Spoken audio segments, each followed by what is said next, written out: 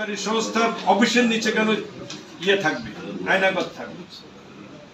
কেন আমি এই রাষ্ট্রে জন্মগ্রহণ করে আমি রাষ্ট্রের এখন ক্লাস 1 অফিসার, ক্লাস 1 নাগরিক হওয়ার পরও আমাকে দীর্ঘদিন 10-12 বছর আয়নাগরে থাকতে হয়েছে। অনেকে আমরা খুঁজে পাইনি, ওদের গুম হয়েছে, খুঁজে পাওয়া যায়। ভবিষ্যতে যাতে এই সমস্ত কর্মকাণ্ড না হয়, আপনারা অতীতেও দায়িত্ব সঠিক পালন করেছেন, আমরা আশা করি ভবিষ্যতে করবেন। হ্যাঁ, আমাদের দোষ ত্রুটি থাকলে লিখবে, আমাদেরকে বলবে। একবার সবার সামনে বেজ্জতি করার আগে তো কানে দিয়ে আমরা তো শুধরানোর সময় আমার কোনো কর্মী বা আপনার ব্যক্তিগতভাবে হইল যে এরপর সতর্ক করার পর করলে তো তারপর লিখবেন, হুট করে লিখে দিতে এক সর্বনা। কারণ আমাদেরকে সুযোগ দিতে হইবে। কি বলেন আপনি? সুযোগ দিলে আমরা যদি না শুধরে আপনারা দেখেন, আমরা চেষ্টা করছি। আমাদের যে ফেরেস্তা আমরা জানি, আমাদের হ্যান্ডসপ থেকে শুরু করে ভোলা কোটা পর্যন্ত এটা হলো একটা পাঁচমিশালি জায়গা।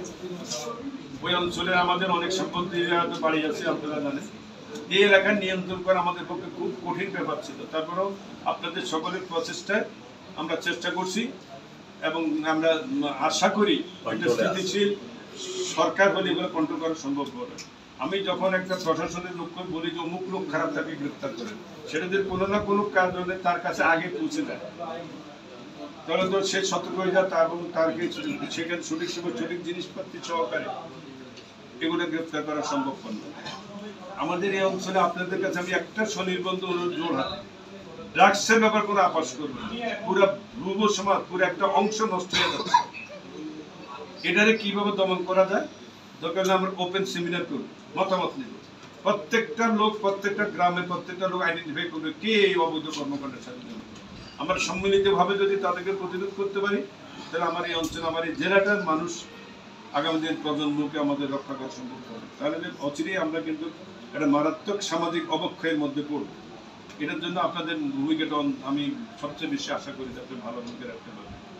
আমাদের এখানে সমস্যা আছে অবকাঠামোর দিক থেকে। আমাদের এই অঞ্চলে আপনারা জানেন যে আমরা লক্ষ্মীপুরের লোকজন, লক্ষ্মীপুরস্থ কর্মসংস্থান আমাদের কম।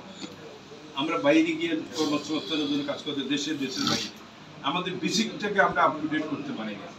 আমাদের বেসিকের প্রতি আমাদের নজর দিতে হবে এবং এখানে ইনভাইটেশন করতে হবে যারা অর্থ সম্পদ আছে, তাদের বিভিন্ন প্রজেক্ট দিতে পারবো। এই জন্য ফ্লডগুলো নিয়ে দীর্ঘদিন যারা আঁকড়িয়ে রাখছে, কিছুই করে নাই, আমরা এগুলো যারা করার ইচ্ছা আছে তাদেরকে দিয়ে এখানে কিছু কর্মসংস্থানের ব্যবস্থা করলে আমাদের কিছু লোকদেরকে কাজ করতে পারবে। আমাদের এই অঞ্চলে প্রচুর পরিমাণে সোয়াবিন হয়, এটাকে কিন্তু আমরা মডিফাইড করি এই অঞ্চল কোনো ফ্যাক্টরি দিয়ে এখানে আমরা কাজে লাগাইতে পারি। সেটা না করি এই অঞ্চল থেকে জিনিসটা অন্য জায়গায় কাঁচামাল হিসাবে চলে যায়, আমরা কিন্তু কোনো কাজে লাগাইতে পারি না।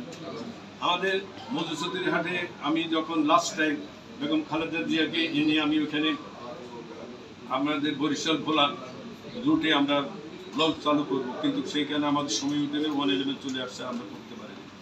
পরবর্তী পর্যায়ে এটা বন্দরের জন্য প্রপোজাল তৈরি ব্যবস্থা করা হয়েছিল, সেটা ঘোষণা করছে, বাস্তবতার ক্ষেত্রে এখনো কোনো দৃশ্যমান কিছু চায় না।